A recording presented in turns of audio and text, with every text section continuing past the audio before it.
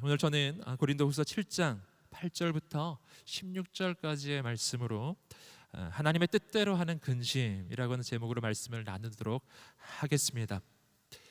오늘 말씀은 우리가 신앙생활에 대해서 평소에 가지고 있는 기대 또 소망, 평소에 가지고 있는 관점하고 조금 다른 말씀입니다. 우리가 신앙생활을 할 때 무엇을 위해 신앙생활을 하는가, 또 우리가 신앙생활을 하는데 정말 신앙생활을 잘하면 어떻게 될 것인가, 이렇게 질문한다면 우리는 모두 다 비슷하게 대답할 거예요. 하나님의 평강을 누리고 또 하나님의 기쁨을 누리는 인생, 우리 신앙생활을 통해서 그런 걸 추구하는 것이잖아요. 대표적인 말씀이 데살로니가 전서 5장 16절부터 18절까지 말씀이죠. 항상 기뻐하라, 쉬지 말고 기도하라, 범사에 감사하라. 이는 그리스도 예수 안에서 너희를 향하신 하나님의 뜻이니라. 기뻐하고 기도하고 감사, 기쁨과 감사가 넘치는 인생. 그리고 분명히 그 말씀 말하고 있어요. 이것이 우리가 그리스도 예수 안에 있을 때 우리를 향하신 하나님의 뜻이라고요. 이게 하나님의 뜻이라고요. 그렇게 이야기하고 있습니다. 그런데 오늘 본문의 말씀은 좀 다른 말씀을 하는 거예요. 분명히 하나님의 뜻인데 오늘 말씀은 전혀 상반되는 이야기를 하고 있어요. 기쁨 감사가 아니라 다른 거예요. 근심. 하나님의 뜻대로 한다면 근심도 하나님의 그 뜻 안에 있는 것이다. 근심도 하나님의 뜻 가운데 있을 수 있음을 오늘 말씀이 이야기하는 거예요. 이게 무슨 말일까요? 여러분, 오늘 말씀만 놓고서 보면요, 데살로니가전서 5장 16절부터 18절까지 말씀과 오늘 본문의 말씀은 서로 모순되게 보이는 거예요. 아니, 기쁨과 감사가 하나님의 뜻이라더니 오늘 본문은 근심이 하나님의 뜻이라고 그렇게 이야기를 하고 있잖아요. 여러분, 이 두 말씀은 서로 모순되고 충돌되는 것일까요? 결론부터 이야기하면 그렇지 않다라는 거예요. 그런 게 아니라는 것입니다. 오히려 이 두 가지의 말씀은요, 서로를 보완하는 말씀이에요. 분명 우리의 인생을 향한 하나님의 궁극적인 뜻과 계획은 기쁨이에요. 분명히 감사가 넘치는 삶이 맞습니다. 그런데 오늘 말씀은 뭘 이야기하냐면 바로 그렇게 하나님이 부어주시는 그 기쁨을 누리는 그 삶, 참 기쁨을 누리는 삶이 되기 위해서는 과정이 필요하다라는 거예요. 그 과정 속에서는 때로 하나님께서 근심을 주실 때가 있다는 거예요. 이것이 바로 하나님의 뜻 안에서 이루어지는 근심이에요. 그렇다면 이게 어떤 것인가 하는 것입니다. 오늘 말씀을 통해서 바로 그것에 대해서 우리가 함께 살펴볼 거예요. 오늘 말씀이 나누어질 때 오늘 우리가 우리를 향한 하나님의 진짜 그 마음을 알게 되기를 주님의 이름으로 축복합니다. 세 가지 중요한 영적 교훈을 나누겠습니다. 첫 번째는 하나님의 뜻대로 하는 근심을 하라. 하나님의 뜻대로 하는 근심을 하라. 함께 고린도후서 7장 8절 그리고 9절 말씀을 읽어보도록 하겠습니다. 시작. 내가 편지로 인해 여러분을 근심하게 했다 할지라도 지금은 후회하지 않습니다. 내 편지가 여러분을 잠시 상심하게 했다는 것을 내가 알고 후회하기는 했으나 지금은 내가 기뻐하고 있습니다. 왜냐하면 여러분을 근심하게 했기 때문이 아니라 여러분이 그 근심으로 회개하게 됐기 때문입니다. 여러분, 하나님의 뜻대로 근심한 것이므로 결국 여러분은 아무것도 손해를 본 것이 아닙니다. 아멘. 자, 오늘 말씀은 사도 바울과 고린도 교회 사이에 일어나는 아주 특별한 관계 속에서 일어나는 이야기죠. 이 고린도 후서도 그래서 쓰여진 것인데요, 이 과정은 이렇습니다. 고린도 교회는 분명히 사도 바울이 개척한, 사도 바울이 세운 교회였습니다. 문제는 뭐냐면 사도 바울이 그 교회를 떠난 이후에 그 안에 사도 바울의 사도권을 공격하고 사도 바울을 음해하는 거짓 선생들이 나타났고, 그리고 많은 성도들이 그 거짓 선생들의 그 선동에, 그들의 가르침에 막 동의하고 함께하고, 그리고 사도 바울을 대적하는 일들이 이 고린도 교회 가운데 있었던 거예요. 그래서 이 문제를 해결하기 위해서 사도 바울이 직접 이 고린도 교회를 방문하기까지 했어요. 방문을 했는데 해결이 안 되는 거예요. 사도 바울이 직접 이야기를 하는데 그 말을 듣지 않는 거예요. 사도 바울이 너무나 큰 충격 가운데, 너무나 큰 상심에 빠져서요, 돌아오게 됩니다. 이건 문제가 굉장히 심각하죠. 단순히 사도 바울 자신의 사도권이 흔들린다고 하는 개인적 문제가 아니라, 여러분, 정말 그 사도권이 흔들린다는 것은 지금 고린도 교회에 있는 성도들의 신앙 가운데 문제가 생기고 있음을 의미하는 것이었기 때문이에요. 잘못된 거짓 선생들의 가르침, 사도 바울의 복음에서 벗어나 있는 그 유대주의적인 그 가르침 가운데 이 고린도 교회가 빠져가고 있다는 것이었거든요. 반드시 이 문제는 고쳐져야 했어요. 반드시 이들은 영적으로 새로워져야 했어요. 그래서 사도 바울이 특단의 대책을 세웁니다. 아무리 해도 안 되었기 때문에 오늘 고린도 후서에도 등장하는데요, 이 눈물의 편지라고 불리는 이 편지를 쓰게 돼요. 눈물의 편지라고 불리는 그 편지, 이것은 고린도 후서 전에 보내진 편지, 고린도 전서와 후서 사이에, 지금은 전해지지 않지만 분명 고린도 교회에 쓰여졌던 편지 하나를 쓰게 되는데, 이 편지는 평소에 사도 바울의 어조와는 달리 강한 경고와 그리고 강한 책망이 그 안에 담겨져 있는 메시지, 그것이 담겨져 있는 편지였어요. 정말 눈물로 이 편지를 보냈다고 사도 바울은 스스로 고백합니다. 그래서 그 편지를 디도라고 하는 그 사역자를 통해서 이 고린도에 보내게 되었어요. 에베소라는 곳에서 이 편지를 보내게 되는데, 그리고 나서 사도 바울은 드로아라고 하는 곳으로 이동합니다.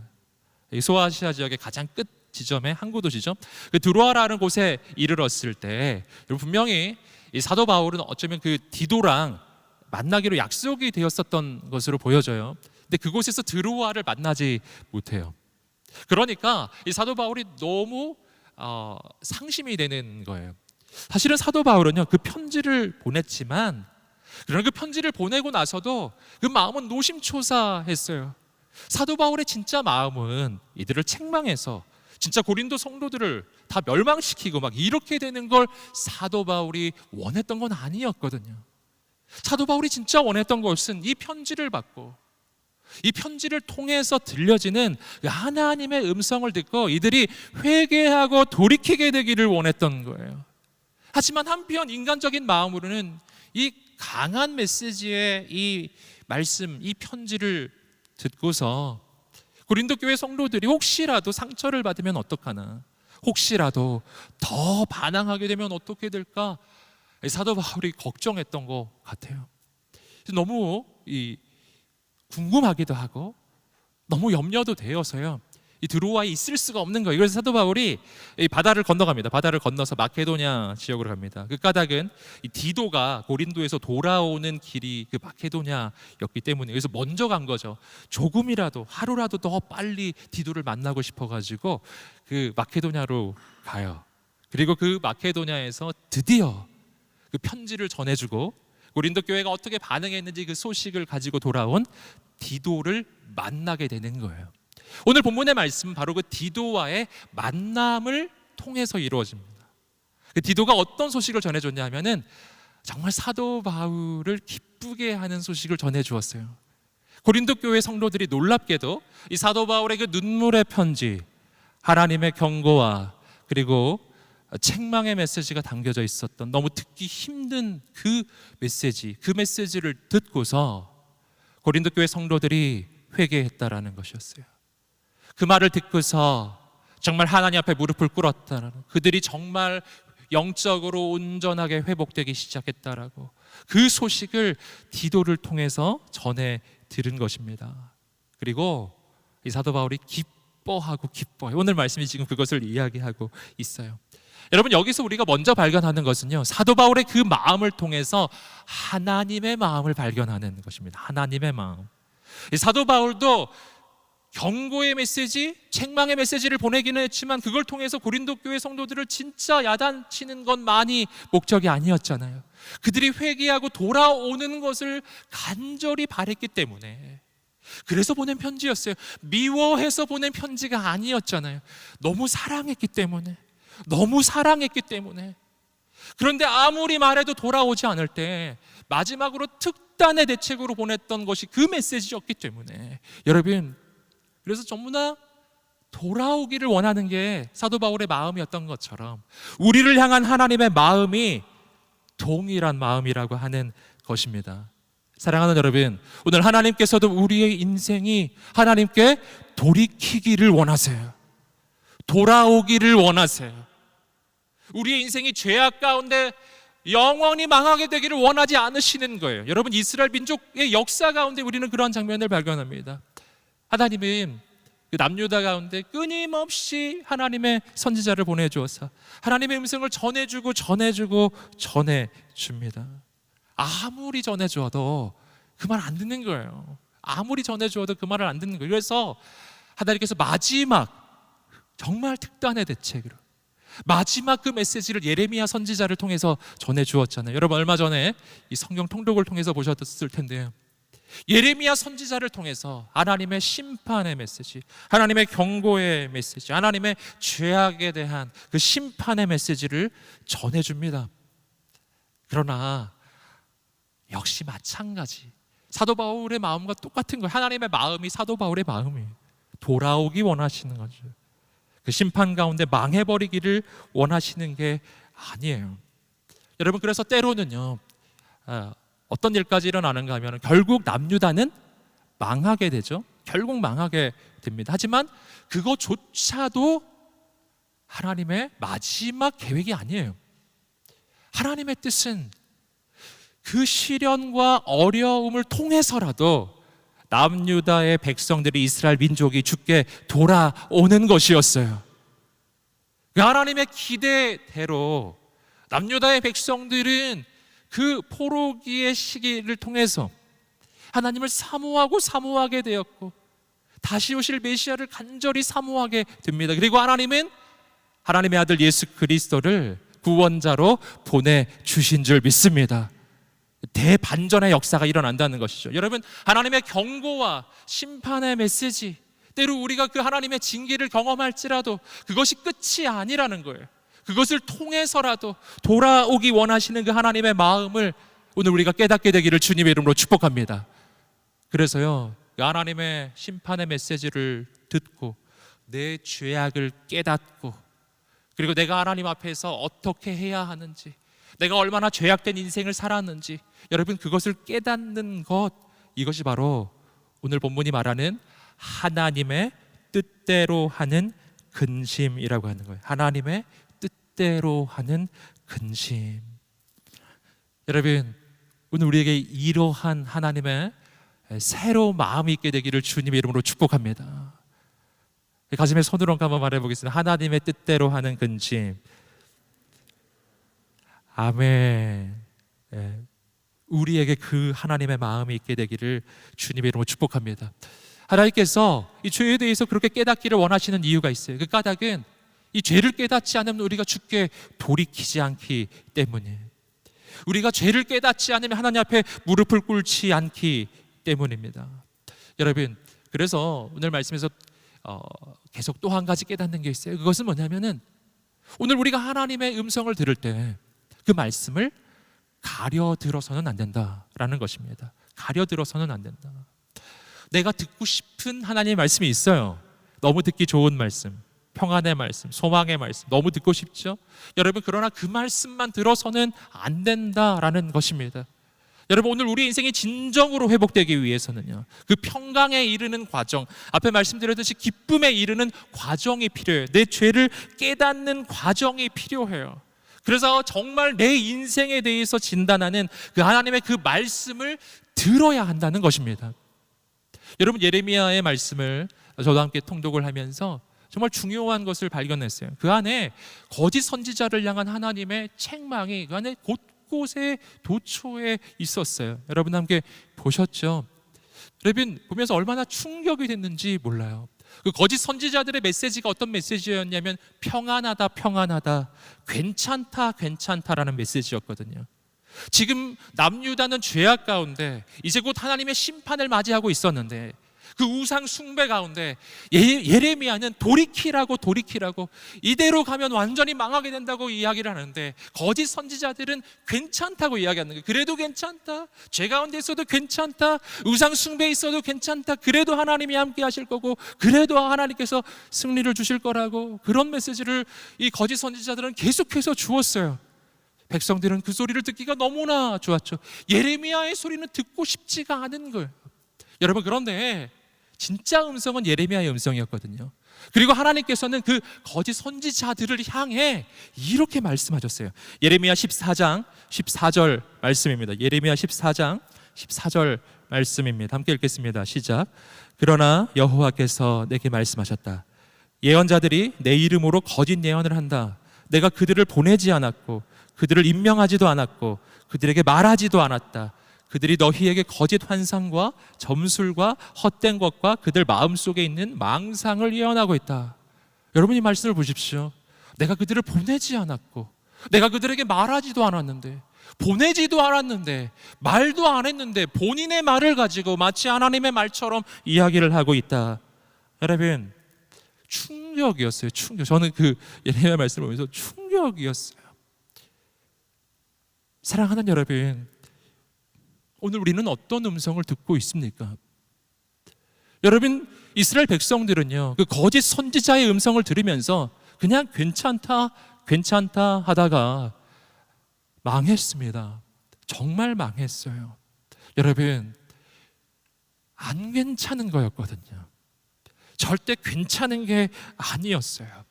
사랑하는 여러분, 근데 우리가 꼭 기억할 것은 그 거짓 선지자의 음성을 듣고 있었던 이스라엘 백성들이 하나님을 모르지 않았다라는 거예요. 하나님 알고 있었고, 여러분, 예루살렘에 성전이 있었고 예배가 없었는 거예요. 예배가 있었다라는 사실이에요. 그런데 문제는 뭐냐면 그들이 진짜 하나님의 음성을 안 듣고 내가 듣고 싶은 말만 들으면서 그냥 마음의 위안만 얻으면서 그냥 종교 생활을 하고 있었더라는 것입니다. 여러분, 그것은 내 인생을 구할 수가 없는 거예요. 사랑하는 여러분, 오늘 우리가 진짜 들어야 할 하나님의 그 음성을 듣게 되기를 주님의 이름으로 축복합니다.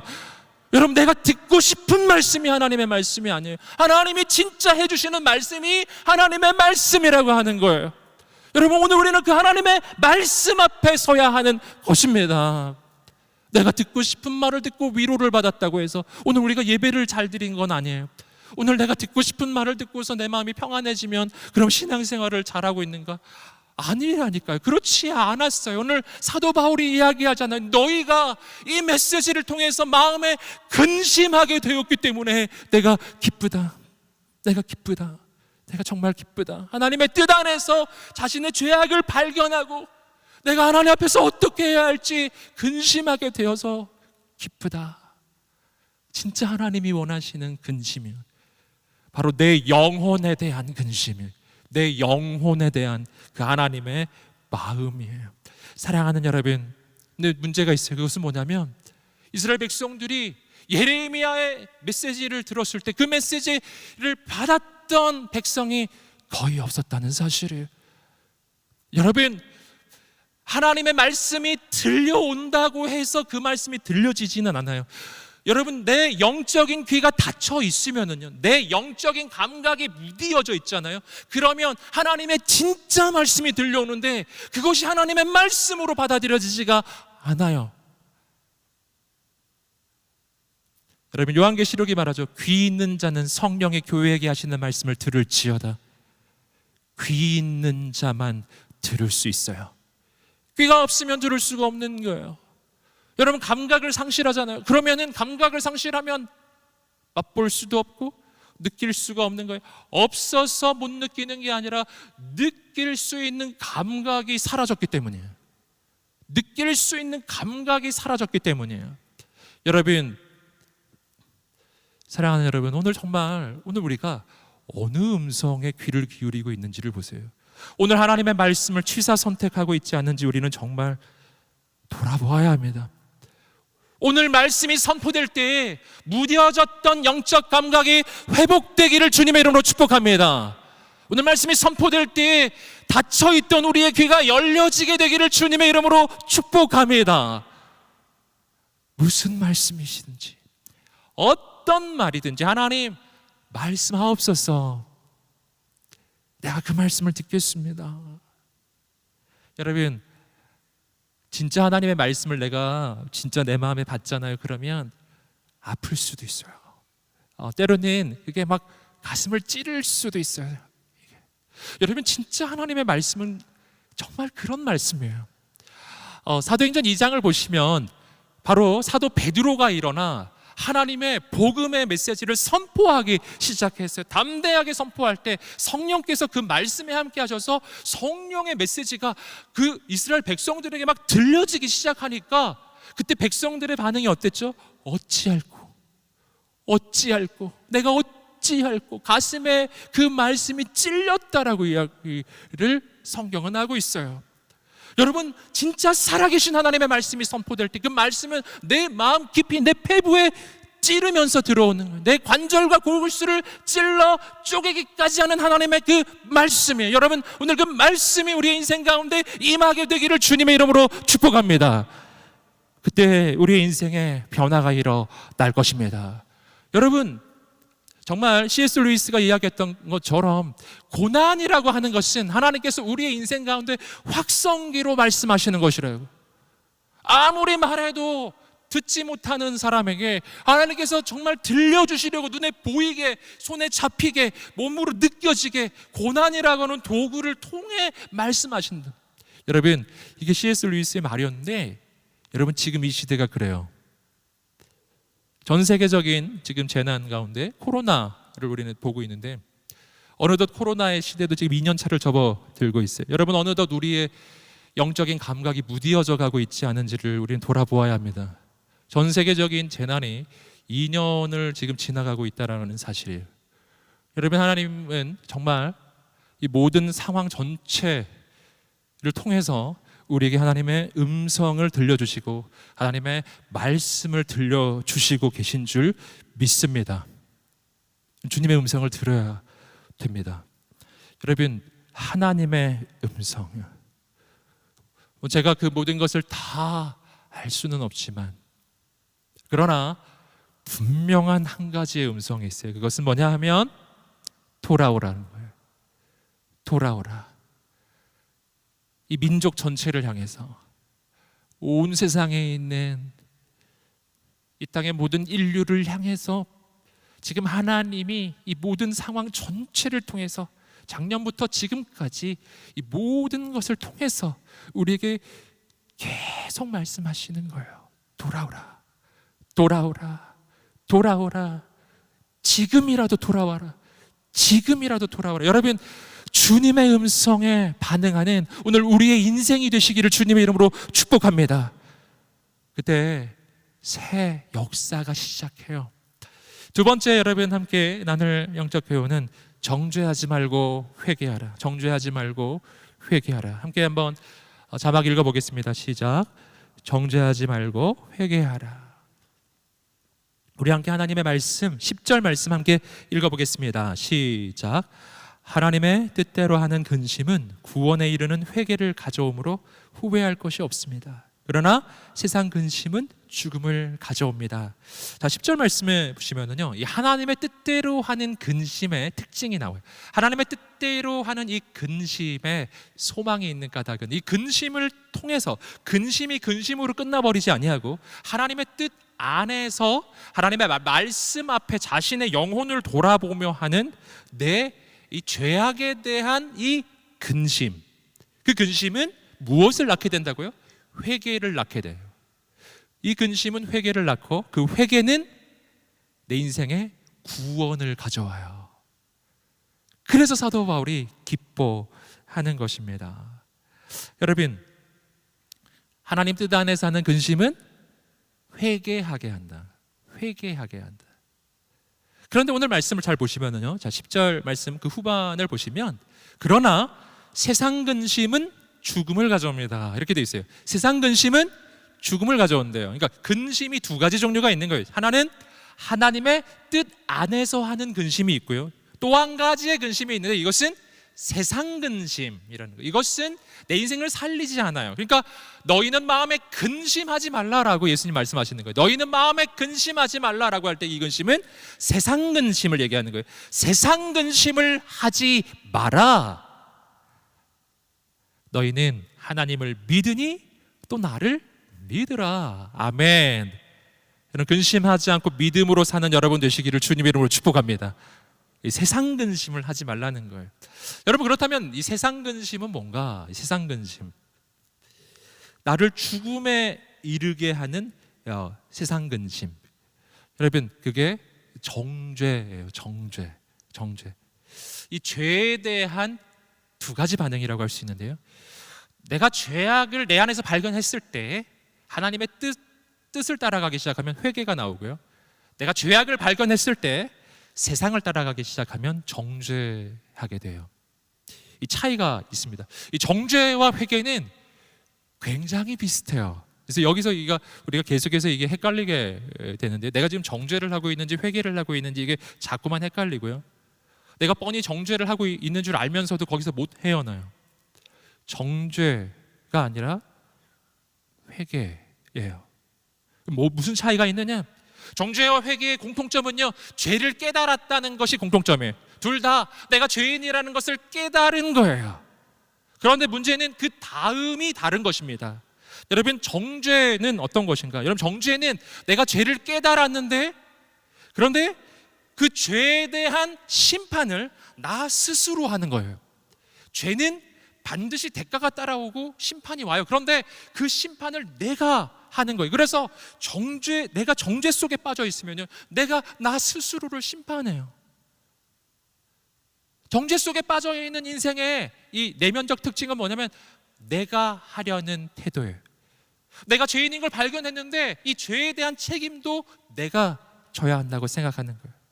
죄에는 반드시 저주가 따라오니까, 그런데 죄인인 내 인생, 이 인생 내가 책임져야 되니까 난 저주받은 인생이 되는 거예요. 난 저주받아 마땅한 인생이 되는 거예요. 그러면 정죄 속에 빠져 있는 인생은 그 저주에서 못 헤어나와요. 나는 저주받아 마땅한 인생, 난 이렇게 돼도 마땅한 인생. 그래서 정말 그 구렁텅이에서 못 헤어나와요. 여러분, 그러나 우리를 위해서 십자가에 달리신 예수 그리스도, 그 그리스도 안에 있는 자에게는 결코 정죄함이 없는 줄 믿습니다. 정죄에 빠지면 안 돼요. 여러분, 회개는 다릅니다. 회개는 죄를 깨달은 건 똑같아요. 하지만 그 방향이 다른 거예요. 회개는 내가 죄인인 것을 깨닫고, 내 한계를 깨닫고, 내가 얼마나 절망적인지를 깨닫고, 그리고 내 인생을 내가 책임질 수 없다는 것도 깨달아야 하는 거예요. 그리고 내 인생을 하나님의 손에 맡기는 것입니다. 여러분, 정죄에 빠진 인생은 하나님을 보지 않아요. 정죄에 빠진 인생은 자기만 보아요. 하지만 회개하는 사람은 주님께 시선을 돌리는 거예요. 회개란요, 방향 전환이에요. 회개란 변화입니다. 삶의 변화예요. 가던 길을 돌이키는 거예요. 죄악을 향해, 절망을 향해, 저주를 향해 달려가던 인생이 주님을 향해 방향을 바꾸는 거예요. 여러분, 정죄는 주님을 기다리지 않아요. 정죄하는 인생은 절대 주님을 기다리지 않아요. 나 같은 사람에게 주님이 오시지 않을 거라고 생각하거든요. 회개하는 사람은 주님을 기다려요. 회개하는 사람은 주님을 다시 바라보는 거예요. 그리고 그렇게 주님을 바라보는 인생을 주님은 결코 실망시키지 아니하시는 분이십니다. 여러분, 요한복음 21장을 보시면은 회개하는 베드로의 모습이 나옵니다. 여러분, 요한복음 21장에 베드로는 주님의 그 부르심을 저버린 모습이었어요. 그는 지금 그 제자로서의 그 사명을 잃어버리고요, 그리고 물고기 잡으러 간 모습이었어요. 안타까운 모습이었어요. 그런데 요한복음 21장의 베드로의 모습 가운데 우리가 발견하는 소망이 있어요. 그 소망이 뭐냐면은 그 베드로가 자신의 삶을 포기하지 않았다는 거예요. 그는 죽지 않았어요. 반대되는 인물이 유다예요. 정죄의 대표적인 인물이에요. 그는 자기 인생을 스스로 책임져요. 내가 죄인인 줄 깨닫고, 그리고 스스로 내 인생을 책임지니까 스스로 인생을 끝낸 거예요. 더 이상 미래가 없어져 버린 것이죠. 사랑하는 여러분, 격려합니다.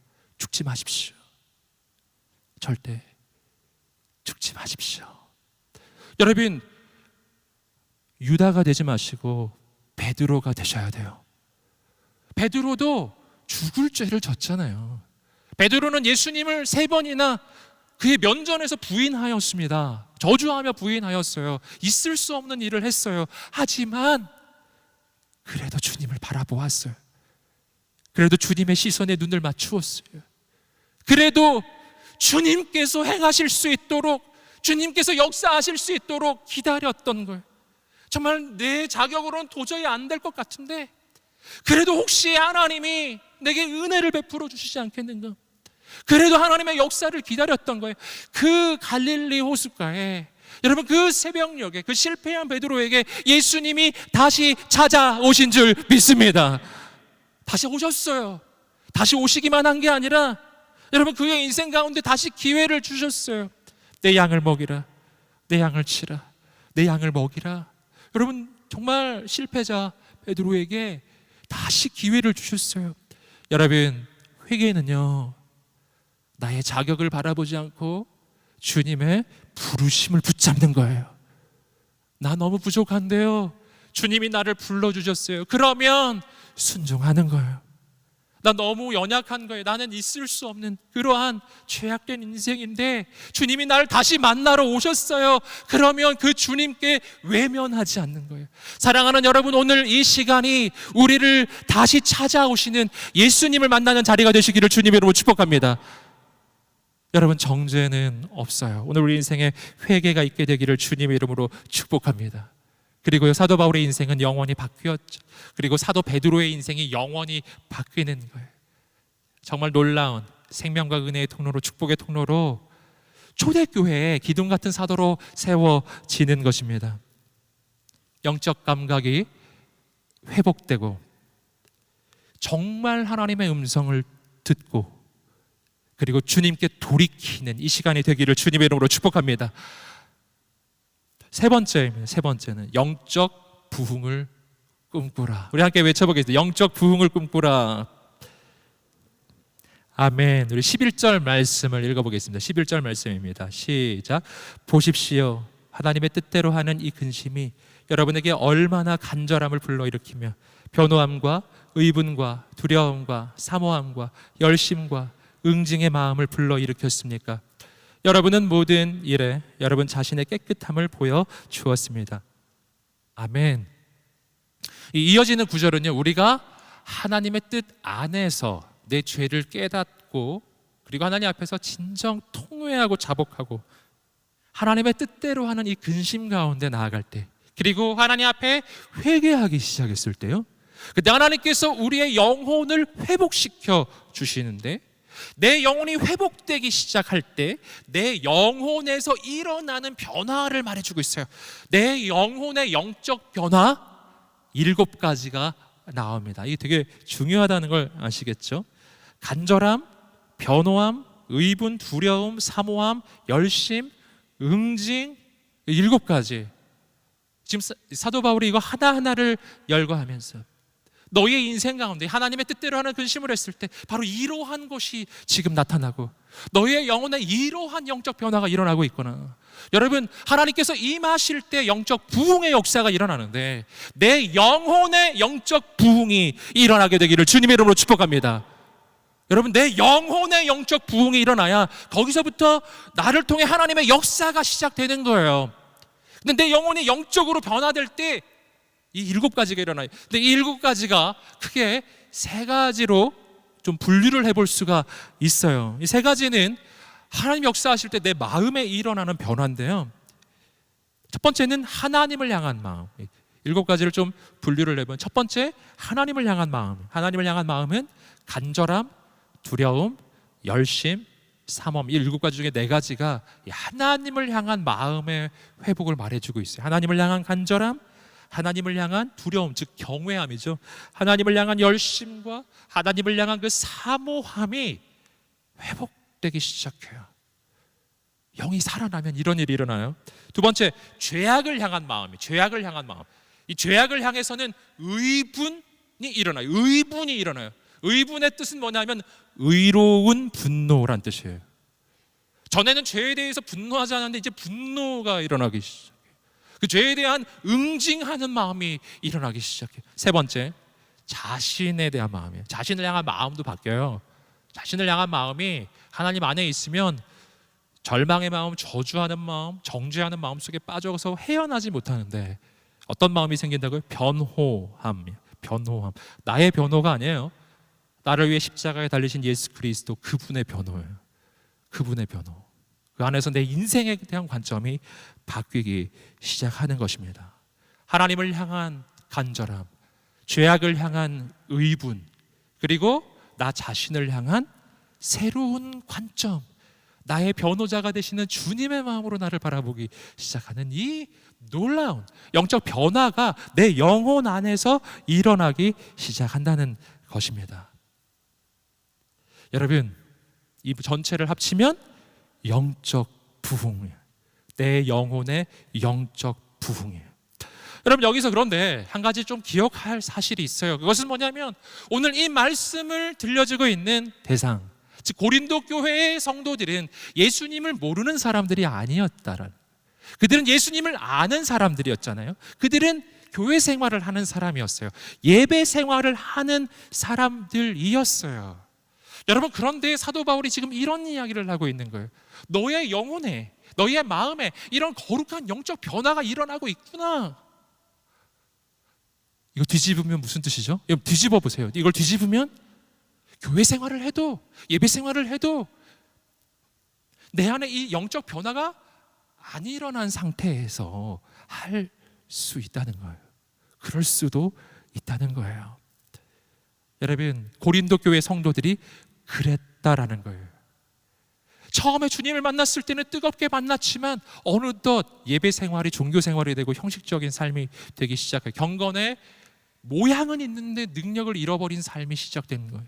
여러분, 그랬던 인생 가운데 하나님의 뜻 안에서 하는 그 근심과 회개의 역사가 일어나기 시작할 때 거룩한 영적 회복이 일어나는 거예요.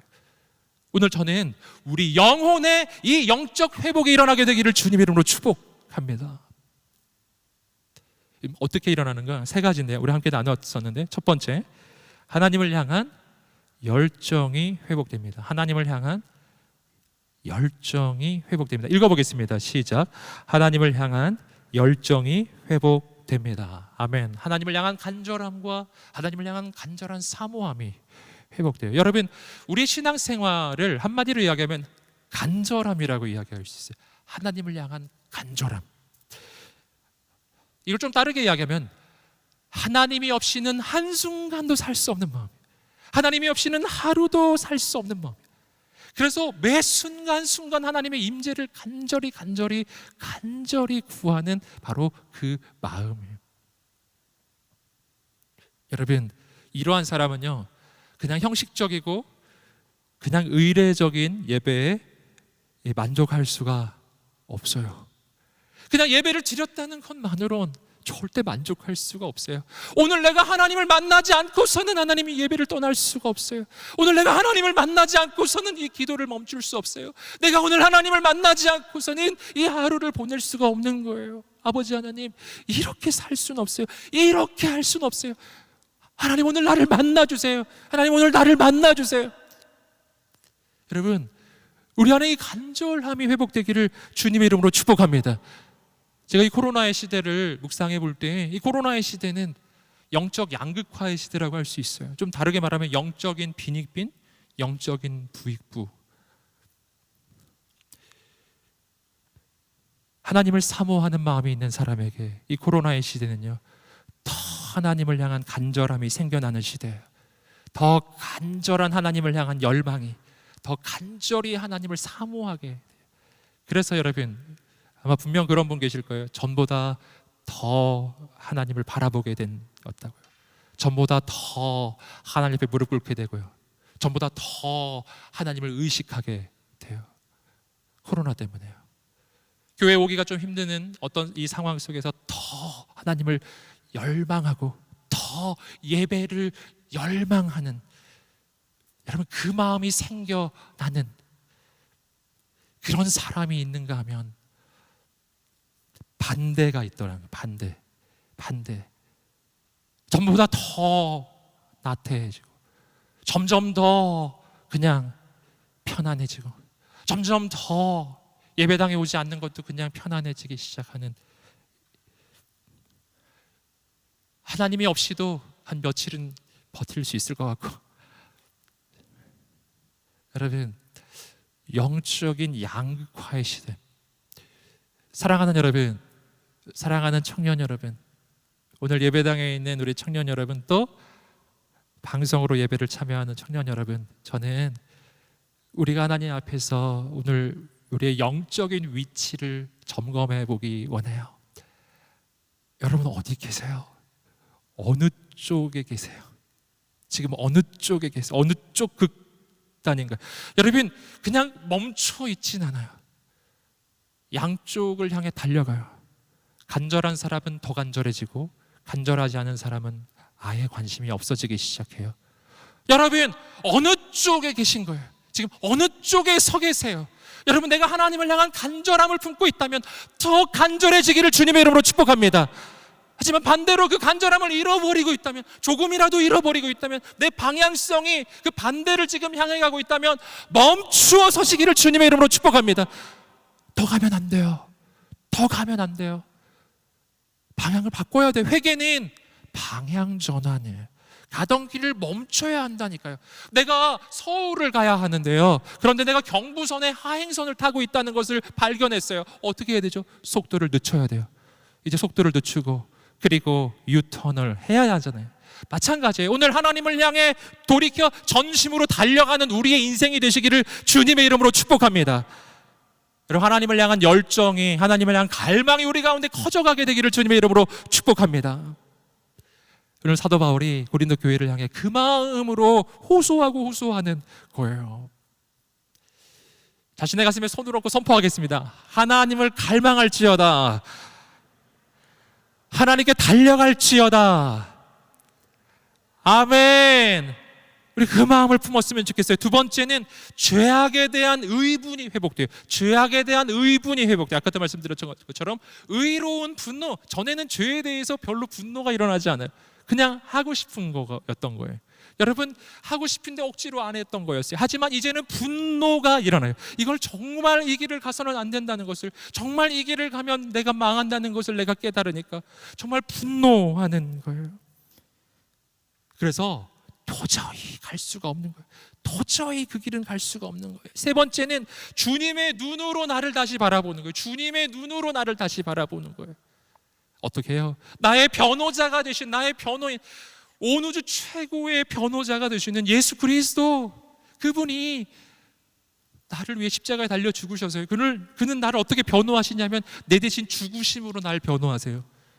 내 대신 내 죄의 대가를 치르심으로 날 변호하기 때문에 그분이 나의 변호사가 되는 순간이요, 나는 하나님의 법정에서 의로운 자로 인정받는 거예요. 죄의 용서를 받는 것입니다. 그 관점으로 내 인생을 다시 보기 시작할 때 내 인생에는요, 영원히 새로운 가능성이 생겨요. 영원히 새로운 소망이 생겨요. 아멘.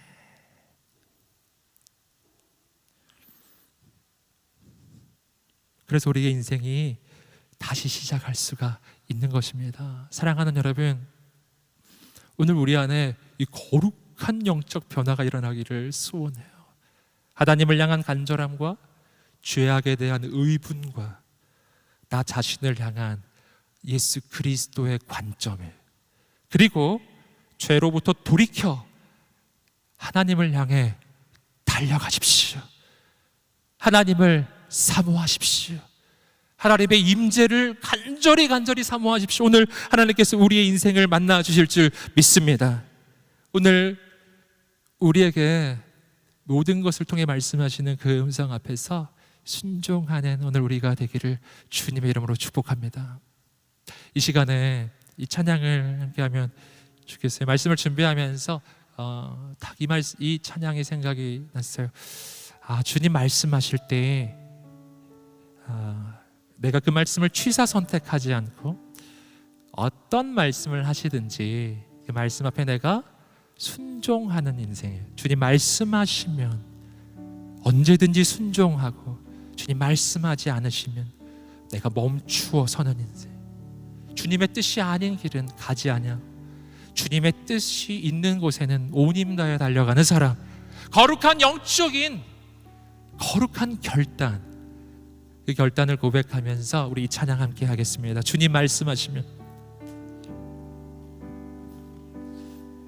주님 말씀하시면 내가 나가리라. 주님 뜻이 아니면 내가 멈춰서리다. 나의 가고 서는 것 주님 뜻에 있으니 오 주님 나를 이끄소서. 주님 말씀하시면, 주님 말씀하시면 내가 나가리다. 주님 뜻이 아니면 내가 멈춰서이다. 나의 가고 서는 것 주님 뜻에 있으니 오 주님 나를 이끄소서. 뜻하신 그곳에 나 있기 원합니다. 이끄시는 대로 순종하며 살리니 연약한 내 영혼 통하여 일하소서. 주님 나라와 그 뜻을 위하여 뜻하신 그곳에 나 있기 원합니다. 이끄시는 대로 순종하며 살리니 연약한 내 영혼 통하여 일하소서. 주님 나라와 그 뜻을 위하여. 우리 함께 자리에서 일어나 찬양하겠습니다. 뜻하신 그곳에 나 있기 원합니다. 이끄시는 대로 순종하며 살리니 연약한 내 영혼 통하여 일하소서. 주님 나라와 그 뜻을 위하여 뜻하신 그곳에 나 있기 원합니다. 이끄시는 대로 순종하며 살리니 연약한 내 영혼 통하여 일하소서. 주님 나라와 그 뜻을 위하여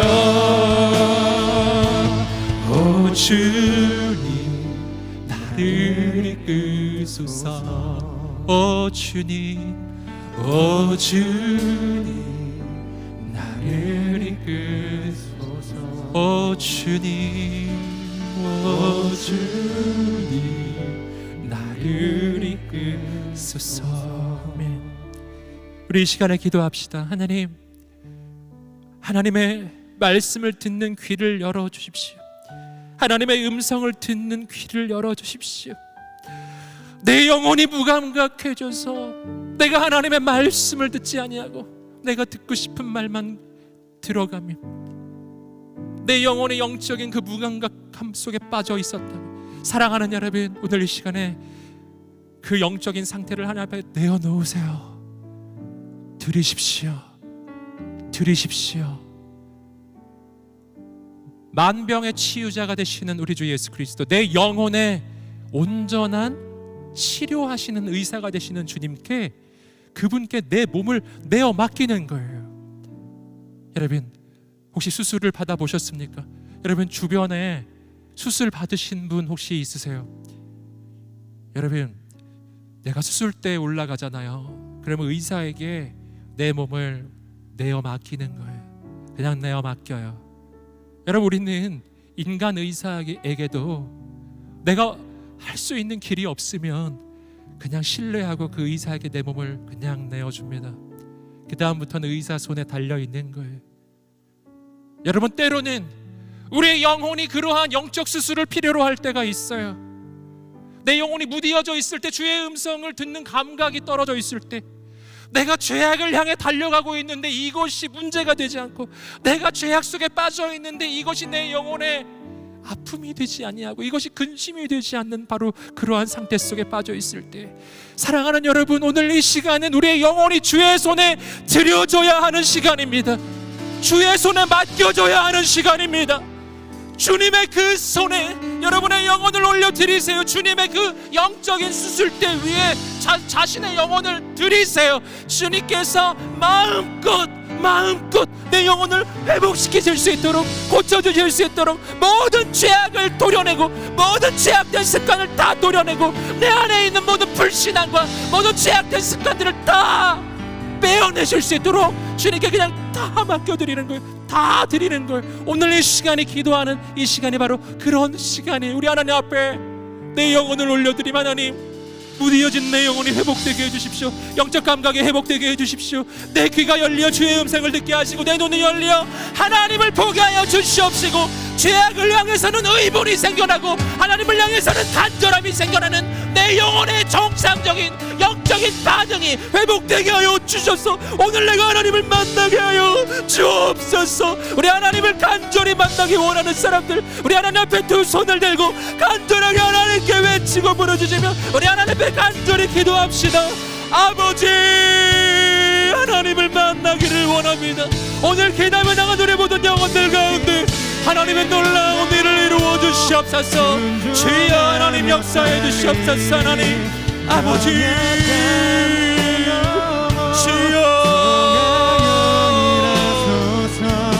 주여, 주의 손에 모든 것을 맡겨드리십시오. 오늘 성령님께서 임하여 주셔서 내 영혼을 새롭게 하시고, 내 영혼을 새롭게 하시고, 내 영혼을 회복시켜 주시고, 만져주시고, 모든 죄악을, 모든 어둠의 권세들을 다 도려내고 하나님 거룩하신 하나님만 영광을 받으시는 오늘 내 영혼, 내 인생이 되기를 간절히 소원합니다. 오늘 기도하며 나가는 모든 영혼들마다 하나님 임하여 주시옵소서. 주여, 주여, 주여 하나님 역사하여 주시옵소서. 하나님 나 있기 원합니다. 이끄시는 대로 순종하며 살리니 연약한 내 영혼 아버지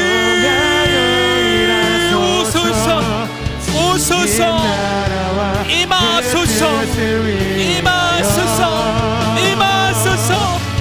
주님을 사모합니다. 주님을 의지합니다. 주님을 간절히 찾고 찾습니다. 하나님을 찾고 찾는 영혼들마다 하나님께서 만나주시고, 하나님을 사모해 나가는 영혼들마다 하나님이 임하여 주시며 하나님의 놀라운 일, 놀라운 역사로 임하소서. 오 하나님 임하여 주시옵소서. 오 하나님 아버지 역사하여 주시옵소서. 하나님, 오 주님, 주여, 주여, 주여, 주여, 주여, 주여,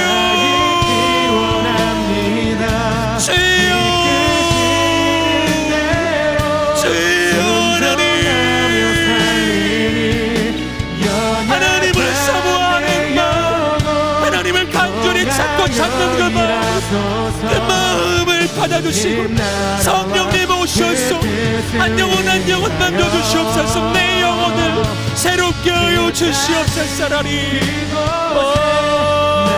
주님, 주 하나님, 진실하신 하나님, 주의 손에 올려드리는 모든 인생들마다 가득한 성령으로의 시간이 임하여 주셔서 하나님께서 만져주시옵소서. 새롭게 하여 주시옵소서. 하나님의 새로운 꿈과 소망을 부어 주시옵소서. 하나님 행하여 주시옵소서. 주시옵소서. 내 영혼이 새로워지고 내 인생이 새로워지게 하여 주시옵소서.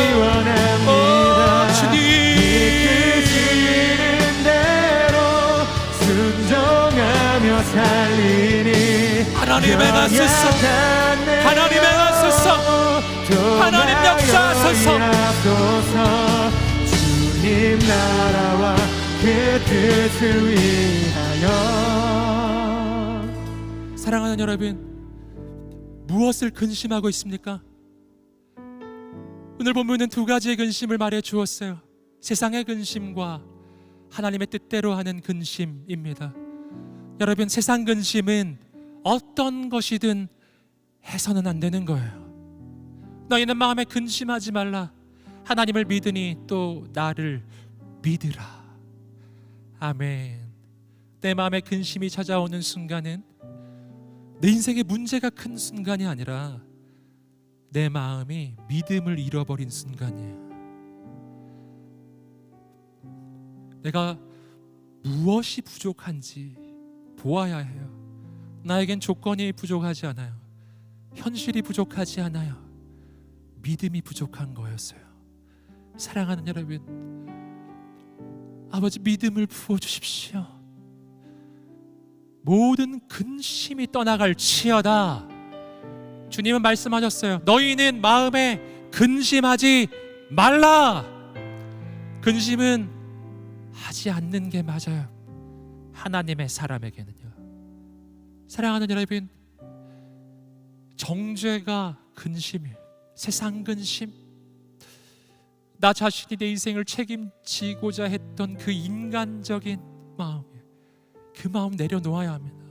나 자신을 끝없이 정죄하고 끝없이 나를 저주했던 그 마음, 끝없이 내 인생을 그 구렁텅이로 밀어넣는, 내 인생에 더 이상 소망은 없다고 스스로 내 인생을 규정하고, 그리고 내 인생을 내가 스스로 심판하고 내가 내 인생의 심판자가 되어서 끝없이 자신을 학대하면서 매일매일을 지옥같이 보내고 있는 사람들, 사랑하는 여러분, 그리스도 예수 안에는 결코 정죄함이 없느니라.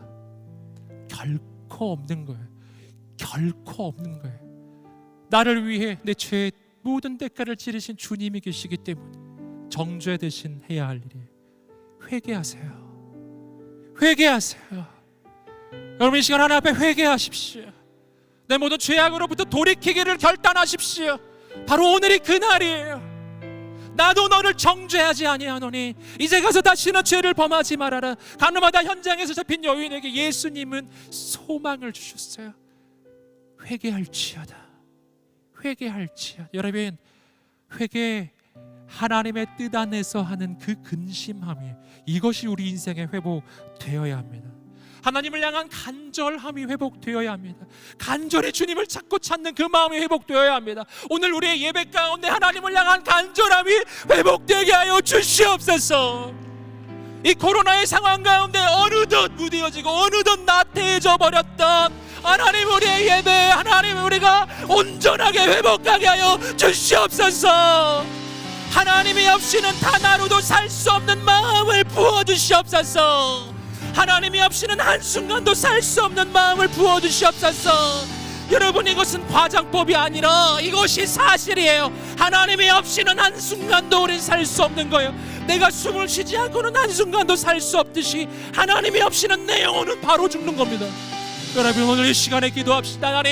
하나님을 향한 그 간절함이 회복되게 하여 주시옵소서. 죄악에 대한 의분이 회복되게 하여 주시옵소서. 하나님, 내 인생을 새롭게 하여 주셔서 이 시대를 제어하고 회복하는 하나님의 손길이 되게 하여 주시옵소서. 하나님의 사명을 이루게 하여 주시옵소서. 우리 간절히 기도하며 나갈 때 여러분, 각자의 고백을 가지고 전심으로 하나님을 바라보며 주여 외치며 기도하겠습니다.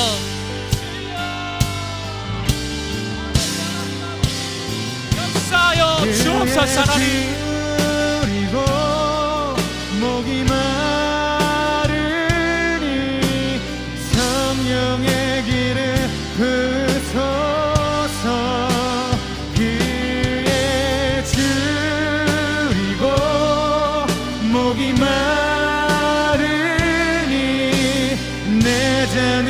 채워 아버지 하나님 역사하소서. 하나님 은혜를 내려주시옵소서. 하나님 아버지 역사하여 주시옵소서. 주여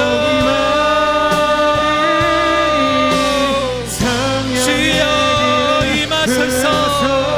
주여 역사하여 주시옵소서. 하나님을 사모하며 나가는 우리 모든 영혼마다, 우리 모든 심령마다 하나님을 향한 간절함이, 하나님을 향한 온전한 예배함이, 하나님을 향한 온전한 열정이 회복되게 하여 주시고, 하나님 죄악으로부터 돌이켜 하나님을 바라보며 주님께 달려가는 하나님의 사람, 하나님께 쓰임받는 우리 인생이 되어질 수 있도록 주여 인도하여 주시옵소서. 주여 하나님 주여 임하소서.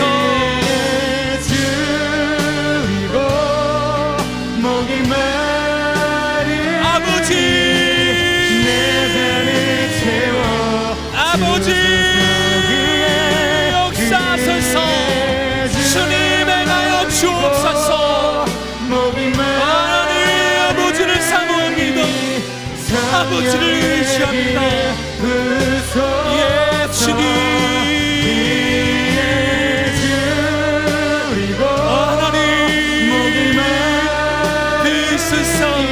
임하소서.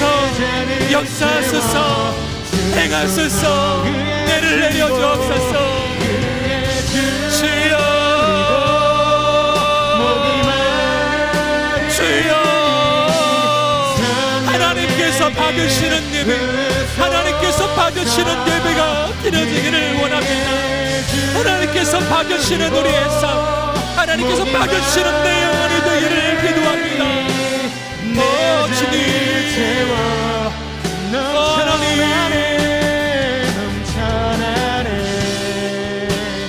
넘쳐나네 주를 향한 내 속에 갈망이 주님께로 날 이끌어 주소서.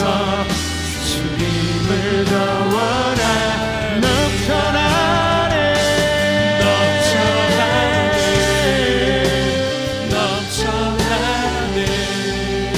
주를 향한 내 속에 갈망이 주님께로 날 이끌어 주소서.